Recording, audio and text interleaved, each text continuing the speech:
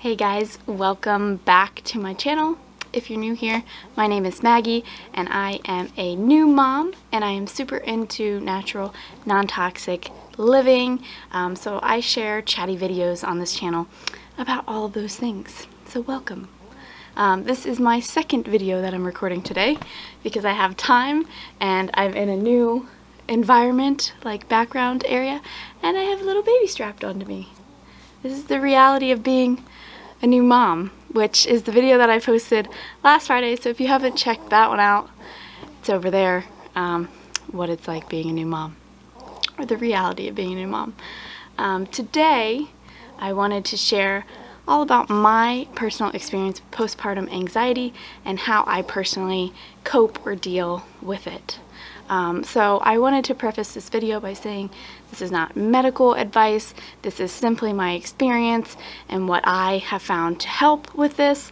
You know, if you are struggling with postpartum depression or postpartum anxiety and it's completely unbearable, I highly recommend you seek help, professional help, because, you know, you shouldn't be miserable and you shouldn't be dealing with these things for long periods of time.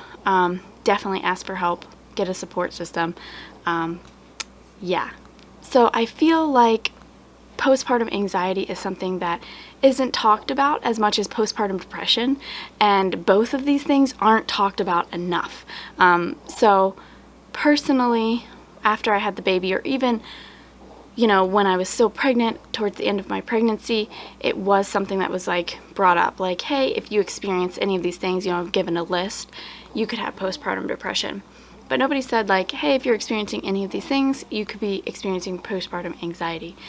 So for me, postpartum anxiety showed up as like extreme worry and paranoia and really just like being anxious or like on edge about everything. So for me, everything is like, oh, money starts to stress me out or make me anxious. I worry that something's not going to be okay with the baby, or like the worst case scenario situation. I become kind of irritable, more on edge, not super happy, you know, and I have a million thoughts in my head, like racing thoughts, sometimes that keep me up at night. That is rare. But yeah, just anxiety for me shows up in the way that I just start thinking about everything all the time, and it's all stressful, like the end of the world stressful. Thankfully, I don't deal with this all the time, and when it does show up, I know how to cope with it or deal with it and kind of minimize its effect on me. So I would say the first thing to do if you are experiencing postpartum anxiety is to be aware of it. Obviously, if you're here watching this video, you're probably aware that you might be experiencing postpartum anxiety. Being aware of it and kind of letting your support system, your partner, your family know, like, hey, I've been kind of anxious recently. I think it's really important to recognize it yourself, but also put it on other people's radar so that they know, you know, if it does become worse or something more serious, that they could nudge you to get professional help. Another way that I like to deal with postpartum anxiety, or just anxiety in general, is journaling. Sometimes I don't have a lot of time in the day, but journaling is one of those things that if I do have time, I do prioritize, because I think it's really important to get some of those thoughts and worries and stresses kind of out on paper. Another way that you can kind of do the same thing is voice them, like have a conversation with your partner or your support system about what you're feeling, how you're feeling, and kind of all the thoughts that are going on in your head. I think that getting them out gives them less power, and kind of, instead of them spinning around in your head all the time, they're out either verbally or on paper. So for me, that kind of quiets them in my head. I've also found it really helpful to find resources online. I was kind of hesitant to find a support group online, but I think that it is really important to find other new moms or new parents who may be experiencing similar things and reach out and, you know, join that support group and again talk about them.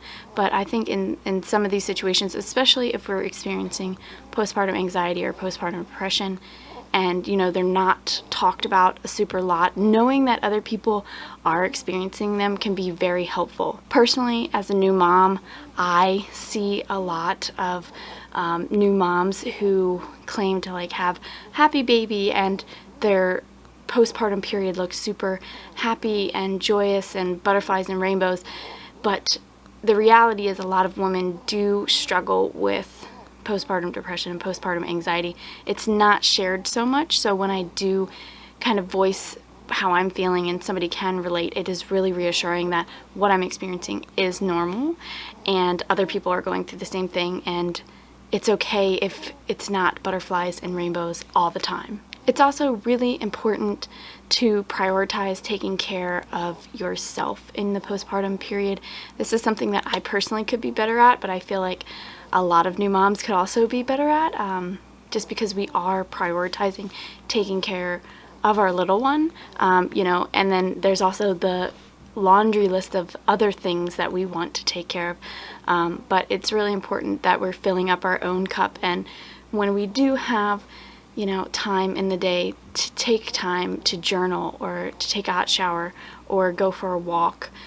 Going outside is another way that really helps me kind of calm my mind, is just going for a walk, getting fresh air, getting out of the house, you know, having a change of scenery is really helpful. And the last thing that I wanted to mention, just because postpartum depression and anxiety are typically related to the fluctuation in your hormones after you give birth.